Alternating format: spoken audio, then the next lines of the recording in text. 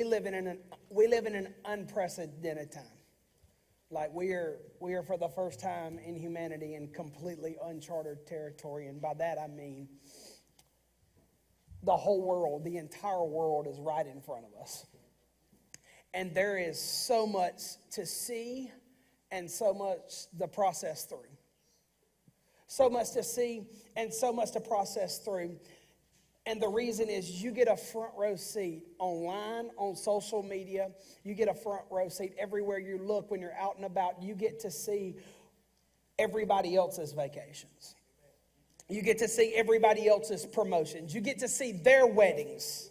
You get to see their houses. You get to see their accomplishments. You get to celebrate with them. And then there's like these pre-prepared fantasy versions of what they want you to see that life can be. Not to mention Photoshop has given us a fake beauty that has made us feel ugly and blinded us to true beauty. We're driving ourselves crazy looking at something that's really not real.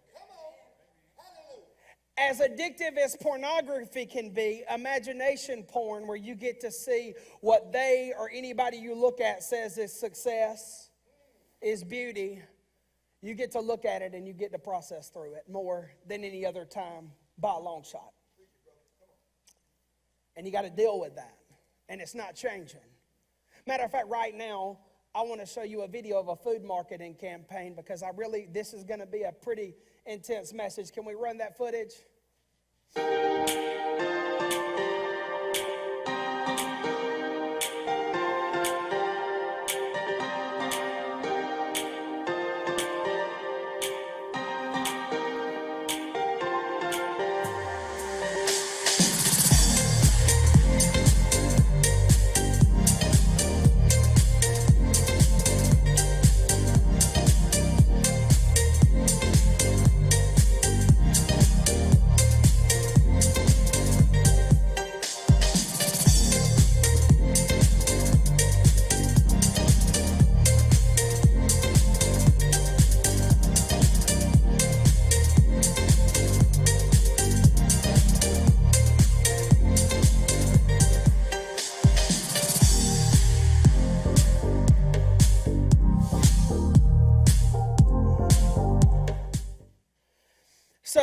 So we had to actually shorten that footage, so there was like 5 minutes of different things. And that is exactly what most every area of our life looks like because we've been misled. Our life, every area of your life, what you're unwrapping doesn't look anything like the burger that you saw on the commercial. And it makes you mad, don't it? That Whopper don't look near as good after church as it did on Fox 5.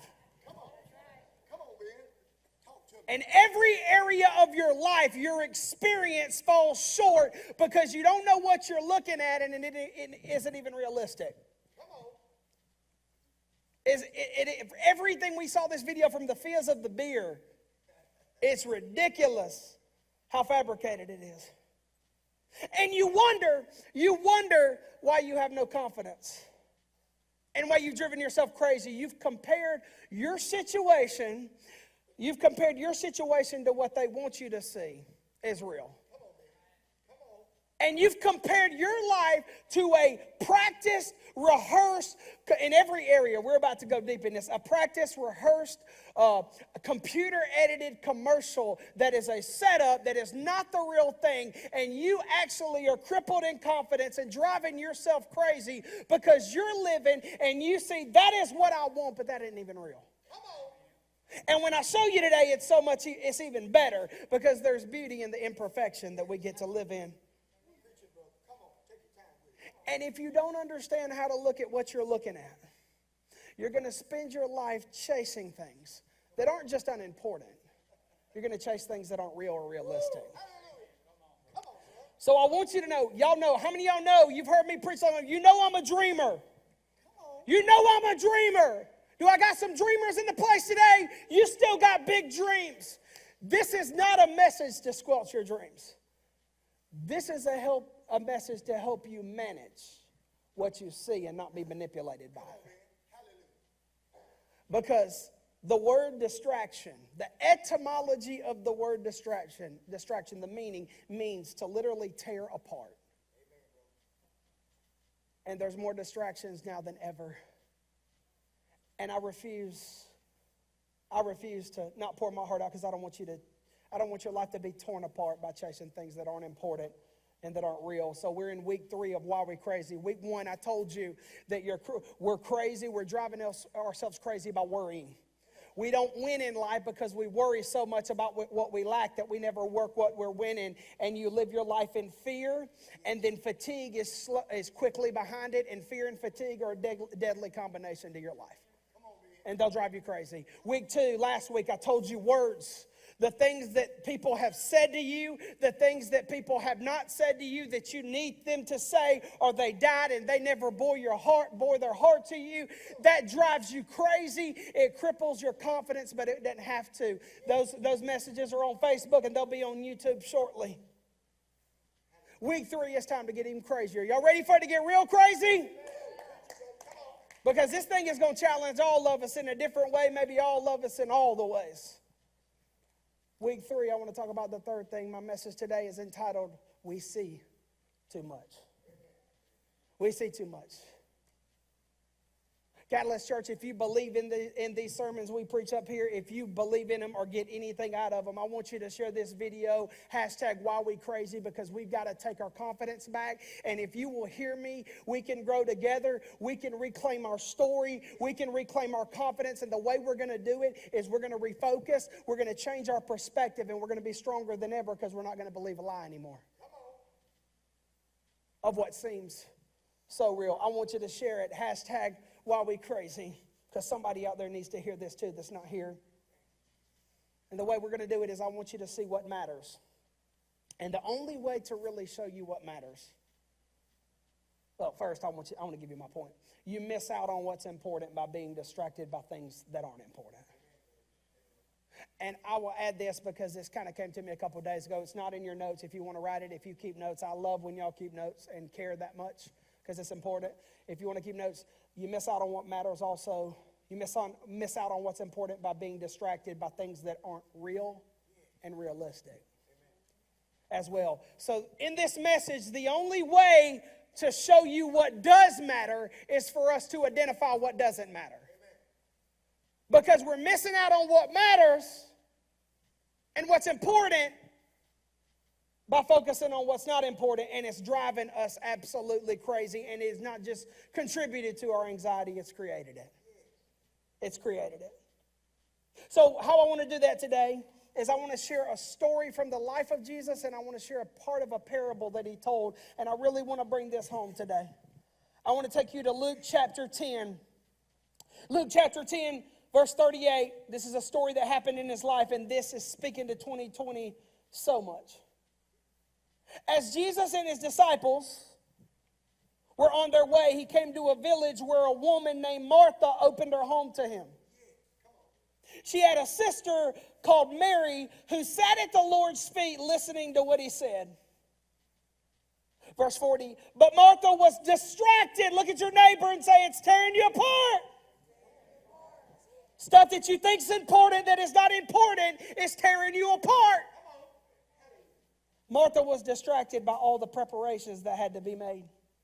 She came to him and asked, Lord, don't you care that my sister has left me to do the work by myself? Tell her to help me. Oh my goodness, how many of us like, nobody helps us, I feel alone. She told Jesus, tell my sister to quit being lazy. Tell my husband to help me. Tell my kids, like, I need some help. You praying to God. God, I'm tired of feeling taken advantage of. I want to set boundaries. Here's what Jesus says to a lot of the things you're speaking to that really don't matter as much. He said her name twice, y'all. Martha. Martha. He was like, what he's about to say is important. Martha, Martha, the Lord answered, you're worried and upset about many things. How many of you can say you got a lot of scars? You got a lot of problems. You got a lot of things. It's not just one thing that's driving you crazy. It's a bunch of things. And even if it's one big thing, a lot of your anxiety comes in 100 different directions out of the one big thing. Martha, Martha, the Lord answered, you are worried and upset about many things, but few things are needed, indeed only one. Mary has chosen what is better, and it will not be taken from her. I want to shorten this. This is what happened to Martha. Mary's sitting at the feet of Jesus. She's enjoying the moment. She is enjoying her God. She's right present in it. And Martha's so busy trying to make everything perfect, because here's what happened. And it happens to us. I got it written down. I want to say it right. Martha was so busy making things perfect for Jesus that she missed out on being present with Jesus. And don't you dare judge her. I know I got some church people. Man, if Jesus was right there at my feet, boy, I wouldn't miss on blessing my God. I wouldn't have. Man, you do it every day. You do it every day. Our culture, just like hers, had a standard of what you see that you're supposed to do to make things right for company. Our culture has a standard of perfection. And what Martha did is what you do. She mimicked what she saw that didn't matter, and she missed out on the moment with Jesus. Don't judge her. You get disappointed because your idea or the moment that you tried to manipulate and create with your kids, or the moment you get so mad because there's no such thing as Pinterest perfect. It just looks different now. And you're so busy trying to make things perfect that you aren't even present in what God has put before you. You're so busy trying to fix your spouse and make them the perfect person that you don't even embrace the process, and you're not even present. We do it every day. We mimic what we see is perfect. And we miss out on being present in the most beautiful part of the life, part of life. The process is the most beautiful part of the promise of God. And you're not even present because you're trying too hard and you're focused on what doesn't matter. That's what Martha did. Her culture showed her an example, or shows us one. And you have been blinded because you see so much that you're actually blinded more than if you didn't even see it. That's what I want to show you today. That's how you miss out on what matters, is you're actually blinded because you see too much and you don't know how to see it, so you're blinded by it. You're so busy trying to make your family perfect. You're so busy trying to get the promotion that you miss being present in this moment. And it'll happen to the day you die until you do something about it. Parents, do not wait till they are grown and gone to realize that that sink being empty and that kitchen being picked up doesn't matter all that much. Because when your kids are grown and gone, it's going to be easy because there's going to be less dishes, but there's going to be less moments. Come on, man. You're missing what matters, trying to make this perfect and manipulate these moments, make things perfect, and you're missing you're not even present. Don't wait until it's too late to realize that you've been focused on stuff that didn't matter and you saw this unrealistic thing, and we're going to really dig in that in a minute. Martha was just doing what she saw, and she missed the most important moment of her life because of it. Don't. Quit scrolling on Facebook when you're spending time with your family. Quit looking at everybody else's presentation and enjoy and be present in what God's given you. Man, I have learned if I don't put my phone up, that thing's going to go up. 70% of my job's my phone. I'm going to miss half the show with my girls or with my son. I'm going to miss half the game. I've done it. I've done it. Trying to mimic what everybody else says is success. Be productive, and I'm not even present because I'm trying so hard to be productive.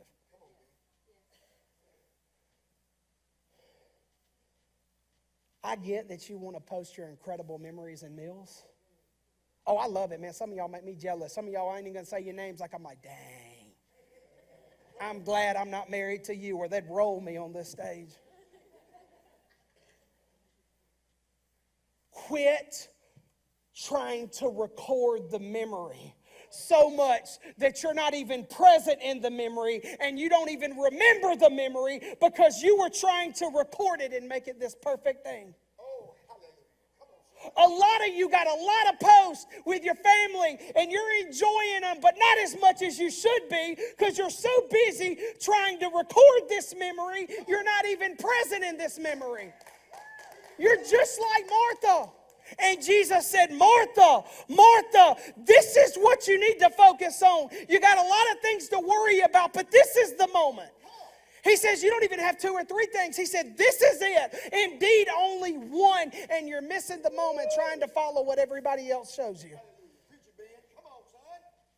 And that is why we believe the lie of the commercial hamburger or the commercial whatever, and we don't even enjoy what God's put in front of us. And we're gonna unpackage that. Let me tell you what I do with the pictures. I go to the Braves game, for example. Our family, I think we kind of like the Braves now. We'll probably do a couple of those games a year.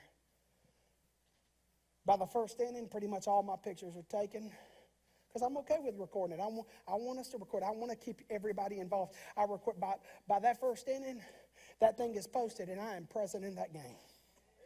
I'd be daggum if I'm going to take 800 pictures on a vacation because I'm going to miss the entire vacation trying to get my kids to remember something that really they want me to be present in because that's what meets their needs. Come on. They're going to look pictures one day crying when you're dead, but really the most sorrowful thing is when you weren't there when you were alive. Because we see it, oh, this is it, this is perfection. No, life is not about perfection. It's about being present when it's not. You're called to change the world by being present in it, not making it perfect. And it is a lie what we've seen. You're scrolling. I know I'm hitting on social media. I'll get away from it in a minute. You're scrolling and you're seeing a highlight reel, or what I call a highlight reel, of how that husband makes her man happy, and you're nagging your husband. And you're nagging them, and you don't even realize, and I'm not picking on the girls out here, guys, we nag just as much. You're nagging, and you got a kid that's watching right beside you, and you forget he adores you, she adores you, you're their hero, and they're going to be the spouse and the parent that they're watching you be. You want me to tell you why nag? You're like, well, I got to tell them where they need to fix it. Listen, nagging will get you nothing and leave you with nobody. Nagging doesn't work. You're like, well, how do I speak to them? About 90% of your conversations with your spouse need to be speaking to the good things about them. The person that they are, not the crap they need to work on. Let me tell you something. Do you know why your kids look at you? When you ever notice when you start, and it's happened to me, which is why it's very convicting. You know, you start complaining about something, and literally your kids and your spouse start rolling their eyes. It's a good sign that you nag a lot more than you nurture your family. If you're nagging 80% of the time and speaking to the person they are 20, you're not getting anything. Speak to that man's potential. Speak to that lady's beauty that she already has, and quit nagging what she needs to grow on. And I promise you will get a lot further. And when everybody rolls your eyes when you start talking, it's not they don't take you seriously, it's they're tired of hearing you. Because you're so busy trying to be perfect. You're so busy trying to be perfect that you miss being present. And you will have nothing and nobody, and you're going to die lonely holding people to expectations that aren't even realistic, because life is very imperfect. I don't care what the commercials say. Life is very imperfect. All right, I'm done with social media, I think, if I can remember correctly. Unless I just go crazy up here and like improv on your tail. Listen, I know you're lonely. I get it. I lived at 29. I know you want your person. I know you want your Jason Momoa. I get it, but you have got to stop when you date somebody for 2 weeks, telling everybody, maybe I'm not done with social media, posting all this stuff, that you met your person, that's your soulmate. That is ridiculous, and I'm going to tell you why. If you rush something that's got to be built, you rush something that's got to be built, it's never going to be deep. It's going to be shallow. And you're literally like, you look, you see his abs. And there is no person on the planet that is a Jason Momoa all around, spiritually, mentally, emotionally. And I got news for you. Jason Momoa ain't as perfect as the pictures because there's this thing called Photoshop. And you get this person and they're just this beautiful image and you're rushing it because you want it so bad. But listen to me, you don't need to rush those things. Those things are built. You do not get a perfect person in this lifetime. What you get is an imperfect person that you choose to build a life with. You build a bond when they get on your freaking nerves. You got their back. It's eternal. You build a life on an imperfect person that you will never give up on. There is no such thing. And it's better because there's no such thing. And what's going to happen is you're going to rush it. You're going to rush it. And I'm going to tell you what's more painful than the loneliness you're experiencing is waking up next to a person that you know for a fact you could have done better. You can't rush that. Some of you are like, I'm 37 years old. I don't care if you're 57. It's worth the wait to wake up next to the person that gets on your... it's worth building something that when you smell their... Look at somebody and say, roses don't just smell like boo-boo. Morning breath does. You're going to see some imperfection. Jason Momoa got stink breath too in the morning. The reason I'm going there is because I know all you girls, you like to post that Jason Momoa. And I'm like, Photoshop makes him look really good. I mean, I'm getting it like, I'll never compete, but neither will he with the photos because they're edited. When you don't rush it, you'll wake up next to somebody that you still want that kiss even though their breath smells like death. You don't rush it. You'll build a relationship with somebody is when they act like a pissy jerk. You know their heart and you know they're a better person than they're acting. Trust me, you get my highlight reel. My kids have to know my heart. My wife has to know my heart or she would have left me a long time ago.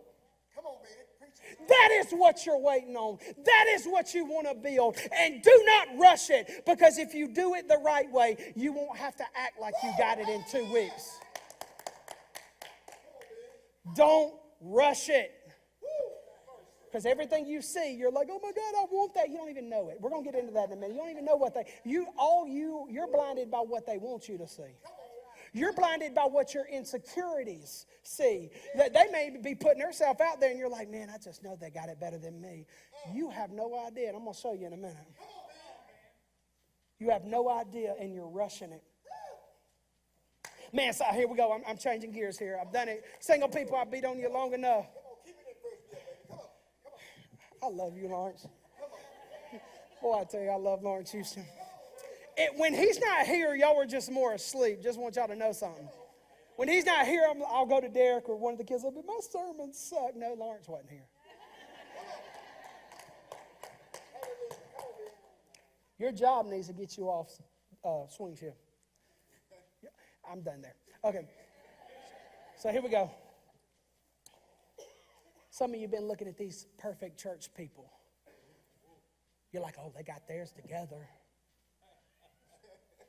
And you have, I see it all the time, man, I want to have my life and crap together before I truly come to church and serve and get connected. I gotta be, my God deserves perfection. Your God doesn't want perfection. That's why Jesus went to the cross. He wants all of you. You get intimidated by somebody that can quote a few King Jimmy verses a little better than you. I'm going to tell you, there's probably a lot of you that can quote scriptures better than me because I'm not eloquent with it. That's why I get up here and I just do the Ben Bonner paraphrase. You get all intimidated and you hold back and you say, no, I'm going to get my life here and here before I really check in and commit. Let me go ahead and make a prediction that's not a prediction. It's going to happen. If you do that, you'll never really find what you're looking for. It'll never happen. Because growth happens when you find a church. And for all my guests here, I'm going to just tell you straight up because I'm not trying to pressure you here. Growth happens when you find a church that you're not just comfortable, you're confident enough to bring all your crowd. And to not be ashamed of it. And it's a place that's worth going more than once a month. It's a place that when you're feeling sick, or all my people online, I love you, but it's winter break and you've had the kids all week, but you still want to come. Because it's worth bringing your crap all to the table. That's when growth. When you serve in the catechids, I'm telling y'all, man, it's crazy how we haven't had many sign-ups for volunteers. And I'm going to tell you something, it's going to be crazy. Catechids is nuts, Frontline's nuts, pretty much everything we do is nuts because we're growing so fast and we're trying to keep up. And growth is not glorious. So when you serve, you're like, God, dog, I need the 3 Sundays to gather myself after the 1 Sunday a month in catechids. Sarah Harper's back there like, y'all don't even know I have to serve like 2 or 3 times when y'all call in on Saturday. Sarah, you better amen right now. I did that for you. She's finally in here, y'all. She hasn't been here in like a month but here's the deal. Growth is not glorious. You know how many nights since I became Garrett Bonner's daddy that I had to massage his legs in growing pains in the middle of the night because he was crying, and all I could do was say, gee, you're growing.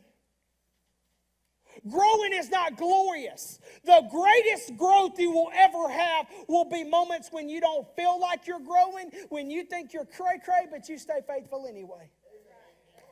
Growth is not always glorious. Growth is when I'm going all in. I don't feel it. I don't like the fact that I don't make any money. My boss doesn't appreciate me. I'm going all in. I'm not worried about the guy that's next to me that's my age that looks more successful than me. I'm not looking at the pastor that's my age, that's pastoring a bigger church than me. I am all in, even when it's not glorious. That's when growth happens. But you know what's happening in our lives? We're so busy trying to be perfect and trying to make things so perfect and trying to live up to the expectations that we've seen in other people, and we miss exactly what God wants to do inside of us. We miss being present. So busy trying to get that dream. I'm not trying to squelch your dreams. I'm trying to help you not be manipulated by everybody else's when you look at yours. By the way, everybody else's your perspective of everybody else's. Yeah, you find a church family and you go and you commit. And if it's not Catalyst, we want that for you, wherever it is.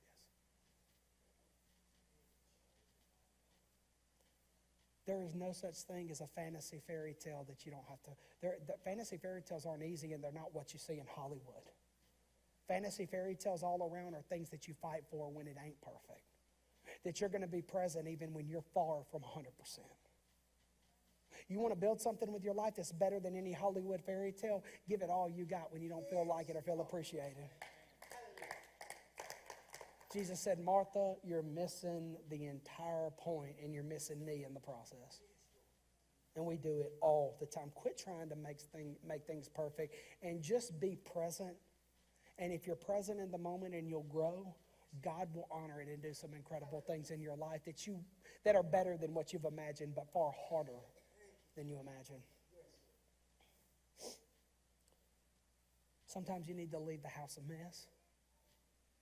You're not lazy.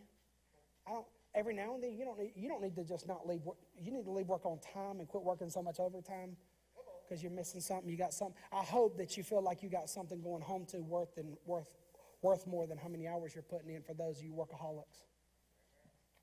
And check this out. It's okay to leave work early because that work will be waiting there when you get back the next morning. It'll be waiting there for you. But there's some things in your life that won't be there in the next season or 2 seasons from now. And you're missing out trying to do what you see that everybody else is doing. You see too much and you're blinded, and it's driving you crazy. It's why we're crazy. It's why we're crazy. We've had like 5 or 6, 7 people say things to me and Derek like, y'all don't ever answer your phone.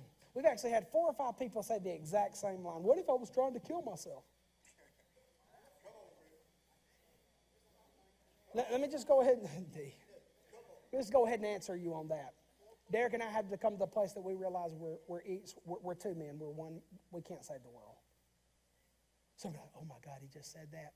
You're talking to somebody, 2 people that have talked a lot of people off a ledge, but we realized that if we don't get to go to bed at night and now put our phones on Do Not Disturb, we're not going to be good for y'all. We're not going to give y'all our best or our families.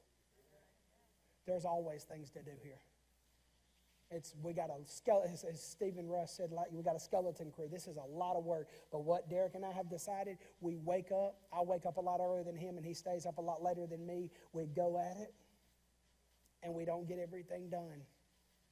But we're still going to be present in the things that matter. And you guys matter, but you don't matter 24/7 because we'd miss everything God's got for us. So yeah, our phones go up. If you don't get an answer till the next morning, our phones are up because we've got to be able to rest and recharge. And how we recharge is not just sleep. We got to be with the people that love us and want nothing from us the most. I know some of you were that in some seasons, but our family has to be that most nights. And we are going to be present even when our family does not get perfect. Because they'll tell you we are some moody jokers. Even when I go home, you got to be present. There's always stuff to do. But are you going to focus on what needs to be done or what matters that's right in front of you? That's right in front of you. Next portion, beauty. Can we roll that footage of this is an older video of the modeling thing that's older, but it's really cool. So we can play it. Okay, folks, so very quiet, please. Camera's rolling. And we're recording sound. It's slated.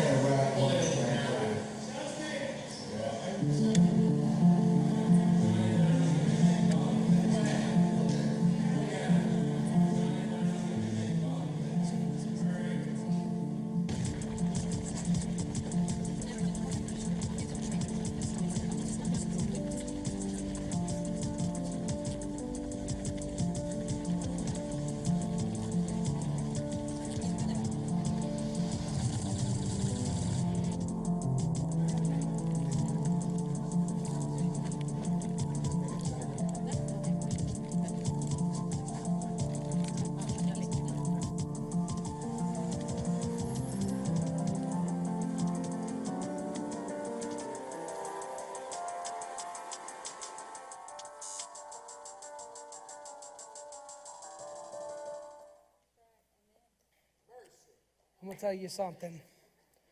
Do you know how much it's crippled our culture and made all of us crazy? By trying to make females, put the pressure on them to make females be perfect. And males, we put the pressure on us by making us feel manly, like you can feel your emotions, but you can't express them.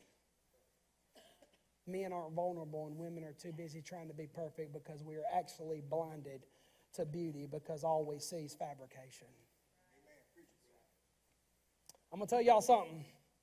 J-Lo may have really did that poll some good service for a 50-year-old, better than most 25-year-olds. But I'm going to promise you something. J-Lo's got some marks that only A-Rod will ever see on her body.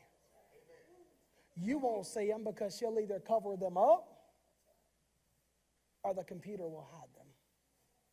Everybody's like, J-Lo, she perfect. She 50 and perfect still. No, you just don't see it because people want you to see what they want you to see. And that's why you're blinded, because you're not seeing the full truth. Amen, bro. True masculinity is a man that is not afraid to be vulnerable. Pray with your family. Tell your kids where you're weak and be honest that I'm struggling. Cry with them when you need to cry. We have completely missed the idea of beauty by chasing perfection. You know why your wife has no confidence? Like, I'm just going to get real, and y'all know I get hard for a reason. Your wife, because of the culture, is bad enough, but you don't even realize you're putting pressure on them. They're trying to be perfect, and those stretch marks are beautiful, and you need to see that. Some of you are like, man, listen, and when I said this a few months ago, I said, man, them stretch marks are a sign that say they had your baby. Yeah, I know. I started thinking about that. Some of you guys are like, no, that happened. That didn't happen the same time. She was eating cheeseburgers. I knew. I started thinking when I walked off the stage, and I was like, I'm going to come back to this one day. Listen, Some of you are in such a place because you've been blinded by what they want you to see and you don't understand beauty that you're even, like you probably know that stretch marks didn't come from babies. I'm not giving you that. Well, number one, you don't get the excuse of having a baby with your belly. You just drank too much beer and missed out on your kids. Number two, you still don't know why they ate those cheeseburgers. Maybe it was to cope with the fact that they had to deal with you when you got home. Or maybe they had to cope with the fact that they were trying to get out of that cheeseburger what you weren't giving to them. Come on, man. Talk to me. Here's the other thing. You miss the fact that even scars that came out of defeats, not victories, are beautiful. And the person that you're married to, you made in a lot of ways. But when you see the beauty, all the marks, all the emotional scars, all the trauma, all the things that almost got y'all divorced, the scars, the defeats, the arguments, the words that you can't take back, that is truly what makes beauty. And some of you younger people are like, oh, my, no. Listen to me. I know because I was that guy that was like Angie, I love her so much that I tell her if she got up to 375 pounds, I'd be just as crazy about her. And I'm not saying that for alls, but thank you. I'm saying that because we've lost what beauty is because of fabricated beauty, and we put so much pressure on people that it's unrealistic because those pictures are not real. And you're out there, some of you may be passing up somebody that's really good for you, but they got that, and it's like, we put so much pressure. So much pressure. And you're looking at the person you're married to, and you're looking at through a lens that isn't real. You're blinded by what you see, that you can't see the beauty in them because you're too busy looking at Photoshop. We see so much that we're blinded. I want to take you. Jesus told a parable. Jesus told a parable. It's called the parable of the sower. It's basically somebody who sowed seed. And what he was talking about is how we receive the seed of the word and promise of God in our life. And he starts out, I'm only going to read one small part. He starts out and he basically says the first one he sowed on the footpath, which got stolen really quick. The reason it got stolen is he was talking about people who like make a decision on Sunday, and by Monday they ain't looking, they ain't committed. Some of you like, you feel good on Sunday, but Monday is back to business. I'm doing things my way. That was second one. He said he sowed it on rocky soil. In other words, they're the people that they commit, and when life happens and it gets hard and it sucks, they walk away. They get pissed off at God and everybody. They turn bitter, and the seed stolen, the promise and word of God stolen. The third one, and I want you to stay with me because I'm going to tie this thing up, and I promise it'll be worth it. Stay with me. Hold your pee if you can. He says in Mark 4, chapter 18, he said, then the seed that fell among the thorns represents others who heard God's word. But all too quickly, the message was crowded by all the worries of life. Here it is. The lure of wealth and the desire for other things. So no fruit was produced. No fruit. He says you were so busy looking at the lure of what they want you to see that wealth truly is, that it robbed you of what God wanted to build in you. Other things, Jesus says. You're so blinded, you're seeing other things everywhere. And it's everywhere now. It's even on the restaurant pictures on the wall. Man, I want that. I want that vacation. Listen, you're so blinded by other things that you're truly missing the one thing in front of you that God says, I blessed you with. You're so busy chasing things that aren't just unimportant, but they're not realistic because it's not your story to build. You're so busy slobbering over somebody else's story that you're not level-headed enough to build your own, and you're going to miss the blessing of God in your life by looking at everybody else and what they want you to see or your perspective of their story because you're insecure yourself. Come on, man. And you'll consistently be disappointed and feel like you live short because you're comparing yourself to somebody else. Come on, man. You wonder why you're crazy. You wonder why you have no confidence. And I want to tell you why I know that, because I was guilty of it. I shared with y'all a couple years ago, most of y'all weren't here, a small part of a story that changed my life. And today I've decided that I'm going to share the entire story. A lot of you know I was a hopeless romantic. Matter of fact, the reason that I played Collide at my wedding, like the Howie Day song, like when when all our kids and all the bridal party, we played Collide.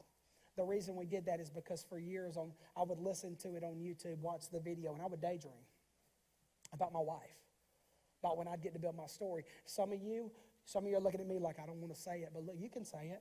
Sometimes hope's all you got in certain seasons. I'm not afraid to say it. Some seasons, hope is all you got, and sitting in front of YouTube listening to the songs that were what I wanted to build. That's how I got by. That's how I got by in the season where I felt like I had nobody and was alone a lot. There's a lot of times I preached a message and I went home and I ate a lot of Taco Bell and slept for a long time because I didn't have anybody, as many people then. Now it's different. So in that season, there was this guy that I went to school with named Hugh. Hugh was a wonderful guy. Wonderful guy. Hugh was always ahead of me. Everything. In school, he was popular. Like, I knew a little bit more about the Bible than him in high school, and he'd get advice, but he was always ahead of it. He was just such a great guy, such a people person. And outside of high school, he was always ahead of me. He was, from start to finish, he was a couple years ahead of me in seminary. He got a lead pastor's job at 25 years old. Like, a lead pastor's job of a pretty good-sized church for a 25-year-old in Calhoun, Georgia. He got his wife. I watched him on all this on social media. I watched him have twin girls with his wife. It was like I'm not kidding you guys. I would get on his page and intentionally follow him when I got home, and I would cry. Because I was in a season that I've explained parts of my story. I've never shared all of them. And I was in moments that I would look at that computer and I would tense up. And I would say, why can't you do that with me, God? You thought about that? You thought about, why can't I have that? Why couldn't you come through for me like you did them? Why couldn't I be married? Why couldn't the person I love got the healing? Why did I have to be raised in the BS that I was raised in? And I would look and I'd say, why, God? Why? I'm just as good as him, God. God, I'm faithful. I've been faithful to you since the day that I stepped into this world as best as I knew how to be. Why? You don't even know what I was living through in that season.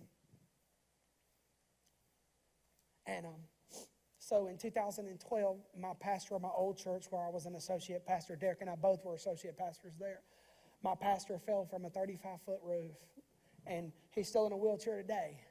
And for 4 months, I worked at Walmart, full-time hours, and was, for all functional sake, a lead pastor of a decent-sized church. And for 4 months, like when I say I packed, like the church had never seen the attendance. I'd never seen the attendance like that in years than the 4 months I stepped in, which happened to be from about September to January. And even though the church grew and God blessed it, there was a lot of people that didn't like me because, I'm a little cray-cray. People who are set in their ways typically don't gravitate towards what I say. And so a lot of people left, but still the church grew. And some people lobbied against me, trying to get other people to speak to give me a break because I was a threat. And so New Year's Eve of 2012, I was working at Walmart. Just so you know, my pastor was coming back that January, I think the first or second week. I hadn't seen Hugh in years. I've just followed him on social media.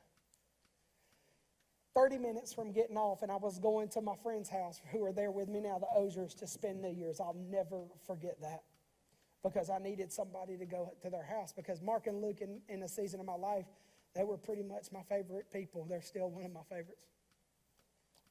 I was working 30 minutes before I got off. I happened to see what looked like Hugh. He was he had put on a lot of weight. He was in pajamas.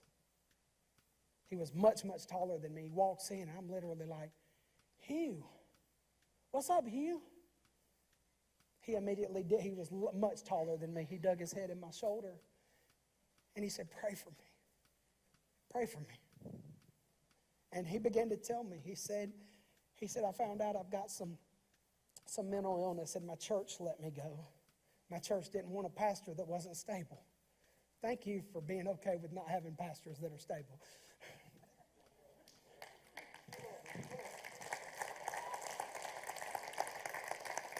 He said, I'm probably going to lose my wife and my kids.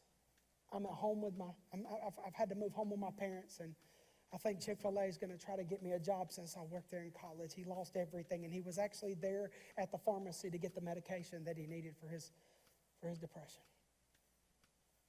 And he looks at me, and after he tells me this, and I'm just mind blown because I realized that for the last almost decade, I believed a lie. Because I saw it through my insecurities and his presentation. Come on, man. Amen. And so he says, how are you? And I tell him, I'm in a church that's in a rough situation right now. I said, I'm very underpaid, which is why I'm working here. I do a lot more work than I'm paid for. I feel taking it. I told him all this. I said, a lot of people don't like me right now because I'm the young buck, and a lot of people are mistreating me. And little did I know it'd even get worse after this moment. And Hugh just looks and he goes, listen to me. You were right where you need to be. He said, I worship promotion, and my popularity outgrew my character as a person, and God took the rug out from under me. He said, I would have continued being ahead. He said, I would have gotten the next big church and the next big church and the next big church. And he said, I was wrong. He said, you be faithful. It doesn't matter how they treat you. He said, you trust God and you stay obedient. He was saying to me what I'm telling you, you be present. I walked out. I went to my car after I got off work. I just bawled. I said, thank you, God, for protecting me. You know He'll protect you by hurting you sometimes, right? You may be living in a situation that's really broken, but it may be protecting you from something that could kill you.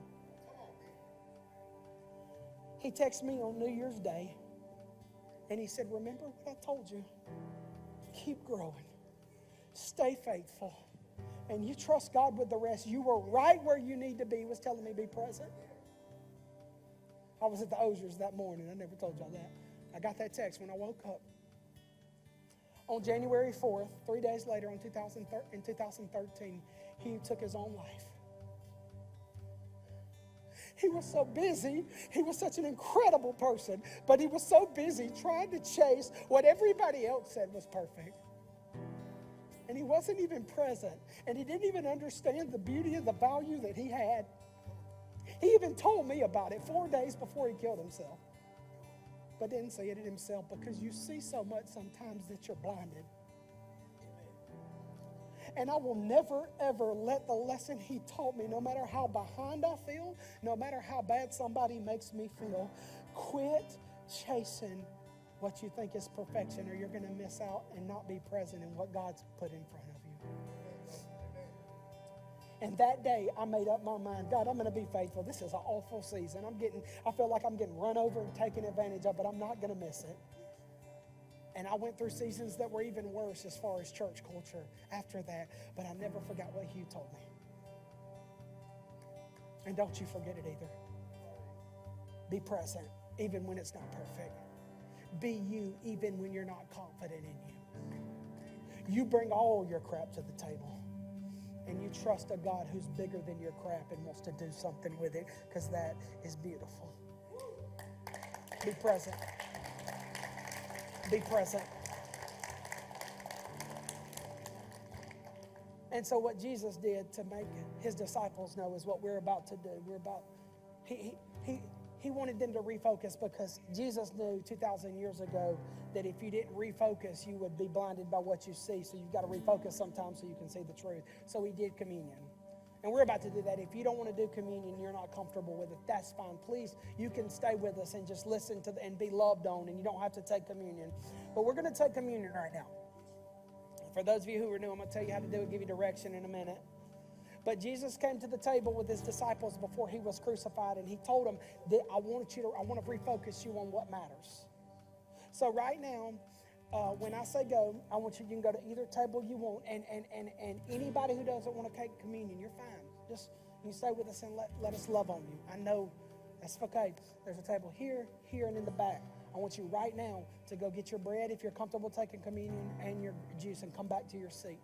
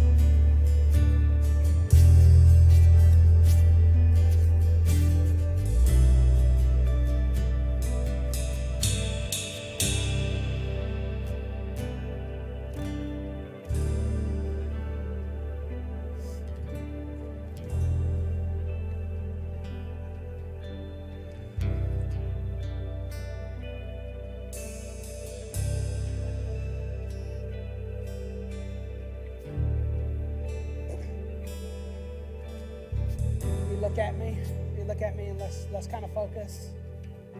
I want you to know, if nobody tells you this next week, or nobody's told you in a long time, I want you to just remind you, you're loved.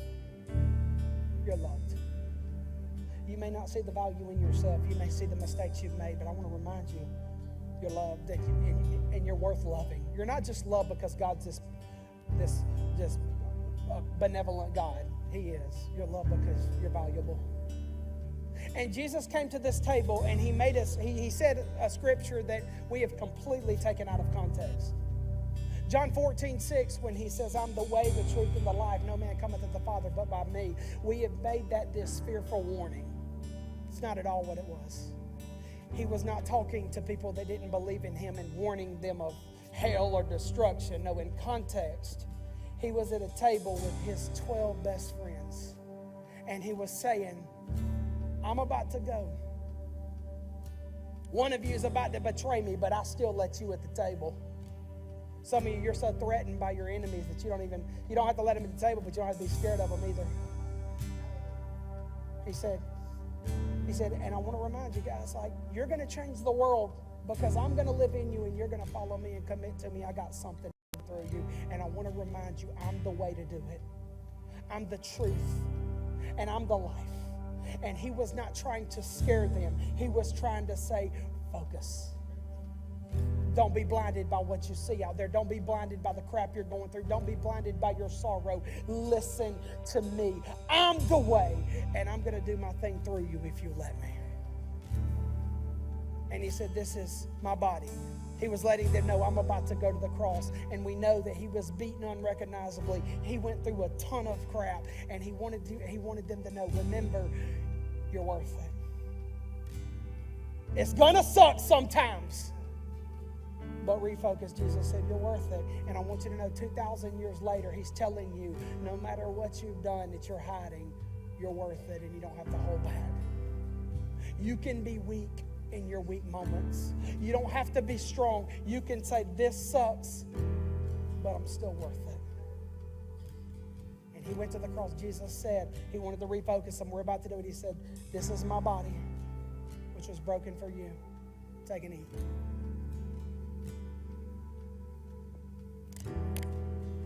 I got to get water to get that down.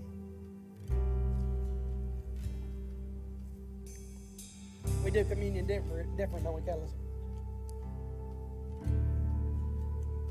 This was the representation of the blood. There's a scripture in the Bible that says that we are naked before Him. In other words, when you realize that He already knows you and your junk better than you do, you don't have to hold back. The Bible says He's naked. We are bare before Him. And He says, this is a reminder to you that I took care of the junk that you're still carrying. He said, this is, and when in a minute when I say drink ye all of it, when Jesus said drink ye all of it, He wasn't talking about drink the whole cup. He was saying everybody's invited. I want everybody to see this love. I want everybody to know they're valuable so they don't spend their life seeing everybody else's story and not knowing they got one. So Jesus said, I'm changing the game. A lot of us look at the Old Testament and we cry. Jesus literally said, I'm changing the game, because He says this is the new covenant in my blood. I'm doing it for you because you can't on your own, but you can know you're loved and you can keep living. Jesus said, this is the new covenant in my blood. Drink ye all of it.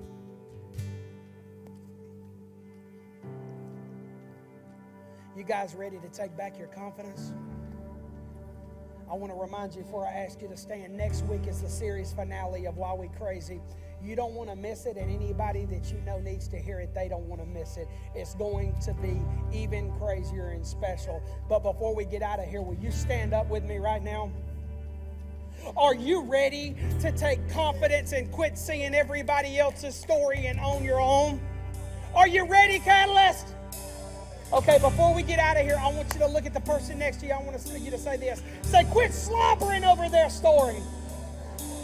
Now, look at them again like you mean it. Quit slobbering over their story. You don't even know their story. Now look at the other person and say, work your story. Because your story's beautiful. Now go out there